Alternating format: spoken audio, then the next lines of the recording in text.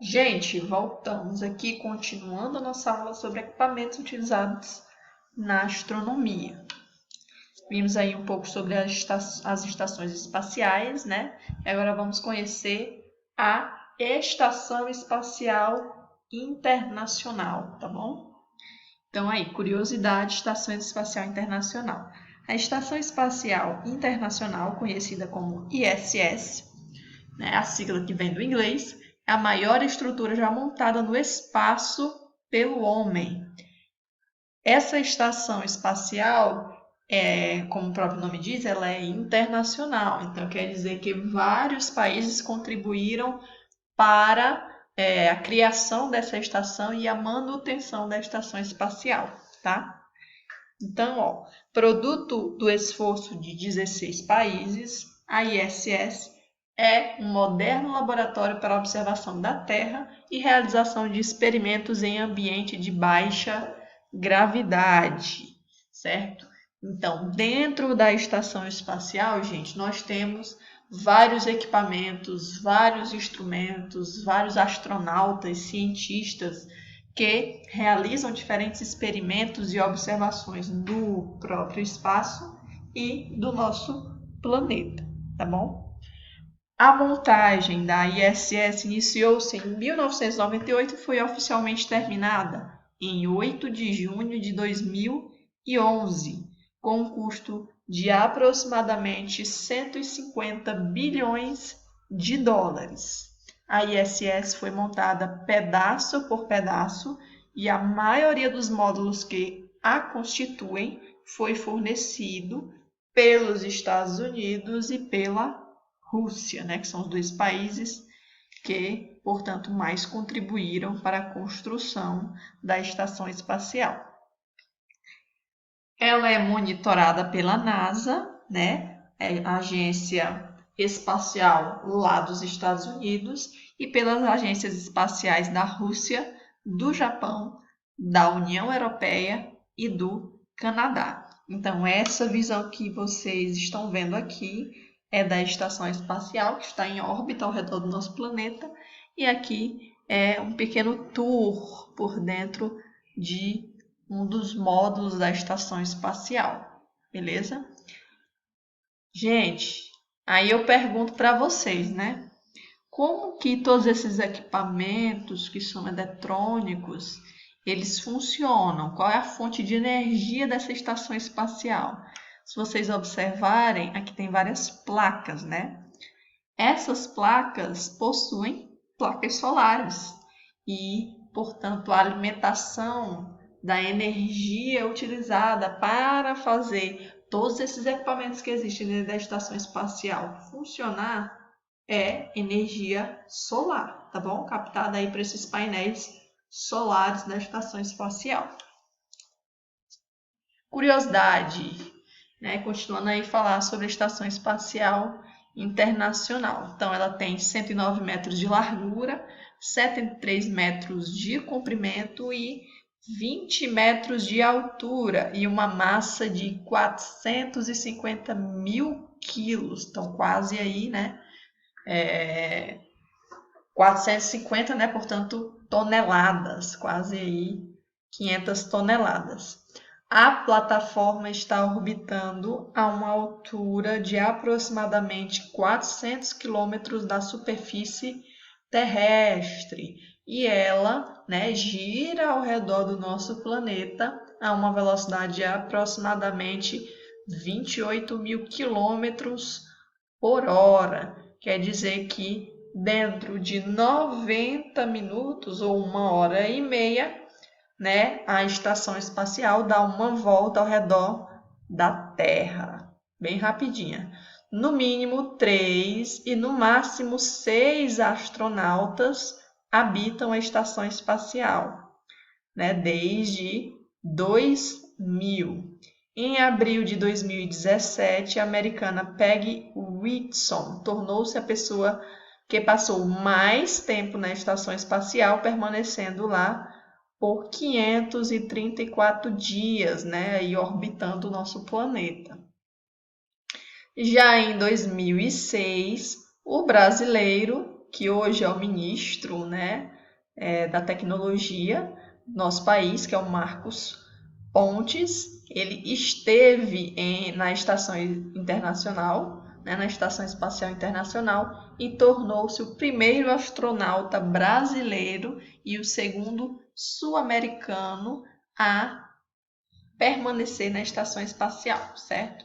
Então, esse aí, o Marcos Pontes, foi o primeiro astronauta brasileiro, portanto, a habitar a Estação Espacial Internacional. Gente, agora que nós conhecemos um pouco sobre a Estação Espacial, agora nós vamos falar sobre outro importante equipamento utilizado na astronomia, que são as sondas espaciais. Então tá aí, gente. Uma sonda espacial é uma nave não tripulada.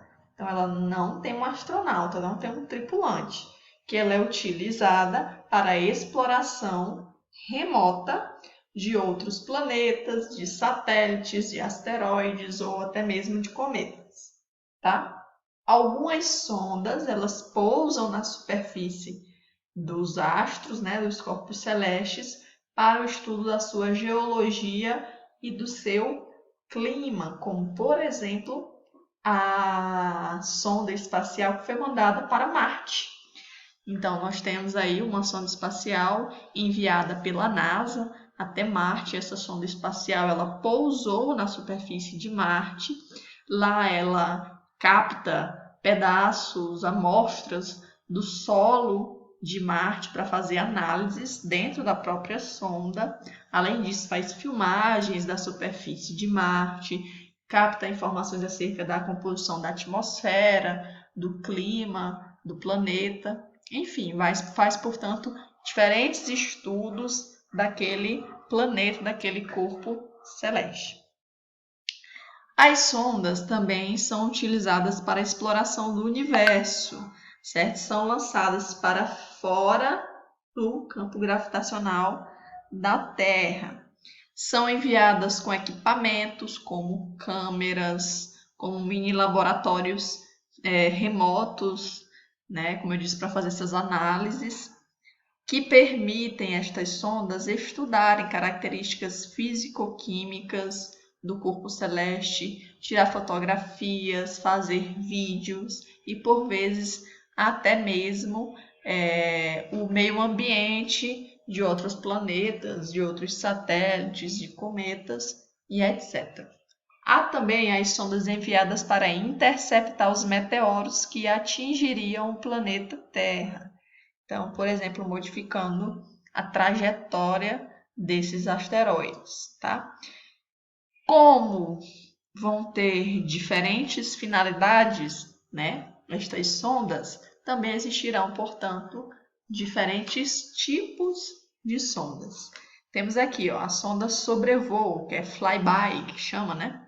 Sonda que passa próxima a um astro e o analisa com seus instrumentos. Temos a sonda do tipo orbitador, que é uma sonda que entra em órbita, fica em órbita, girando ao redor daquele astro, passando a funcionar como um satélite artificial. Temos as sondas de impacto, que elas são feitas para colidir com um determinado corpo celeste, fazendo análises desse corpo celeste durante a sua aproximação ou durante a colisão com ele.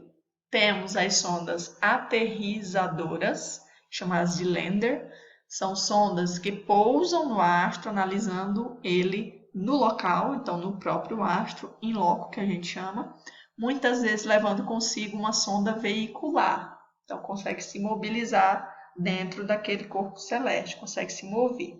Temos as sondas propriamente veiculares, que são do tipo rover, né, que é uma sonda que tem capacidade, portanto, de locomoção e consegue analisar uma área bem maior, já que ela consegue se mover, certo? E temos as sondas do tipo observatório, que é uma sonda com capacidade telescópica, como se tivesse um telescópio acoplado a ela, que pode atuar em uma ou mais faixas do espectro eletromagnético, então não apenas na luz visível, mas pode analisar outras faixas de radiação como ultravioleta, infravermelha, etc., para efetuar observações astronômicas, geofísicas e espectrais sem as distorções provocadas pela atmosfera terrestre, certo?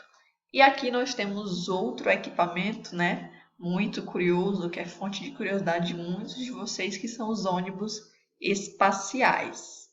Então, os ônibus espaciais, né, são veículos parcialmente reutilizáveis, olha só que legal. Então, elas saem para o espaço, né, e conseguem retornar, por isso são parcialmente reutilizáveis. São utilizadas pela NASA como veículo lançador de satélites, como nave tripulada, certo? Em missões tripuladas, como por exemplo para fazer reparos na estação espacial ou de um satélite e etc. E para reabastecimento da Estação Espacial Internacional, certo? O ônibus espacial ele decola através de um foguete e passa um tempo orbitando a Terra como uma espaçonave. Depois ela consegue aterrissar como se fosse um avião. Então ela decola como um foguete, orbita como uma espaçonave e aterrissa como um avião. Ele tem uma enorme área de carga na qual instrumentos, como por exemplo uma sonda espacial, são levados ao espaço. O projeto de veículos espaciais reutilizáveis, então os ônibus espaciais, acontece lá, né, desde 1975, quando foram realizados os primeiros testes de um protótipo desses ônibus espaciais, que foi chamado de Enterprise, que não chegou aí ao espaço, mas foi utilizado como fonte para treinamentos, certos astronautas, e para observação de como funcionaria esses ônibus espaciais na prática. Foram construídos 5 naves operantes desse tipo. Então, foram construídos 5 ônibus espaciais, chamados de Columbia, Challenge, Discovery, Atlantis e esse último nome eu não vou conseguir falar para vocês, que cumpriam diversas missões no espaço. Destes, apenas o Discovery, o Atlantis e o Endeavour ainda existem, já que as outras duas, a Challenger e a Columbia, acabaram destruídas em acidentes que se tornaram célebres tragédias na história da exploração espacial. Um dos ônibus espaciais, né, o Challenger, ele explodiu a caminho de entrar em órbita em 1986, né? Teve um desses acidentes que até mesmo matou vários astronautas. Vocês também podem aí dar uma pesquisadinha sobre esses acidentes com ônibus espaciais, uma curiosidade bem interessante. Tá bom?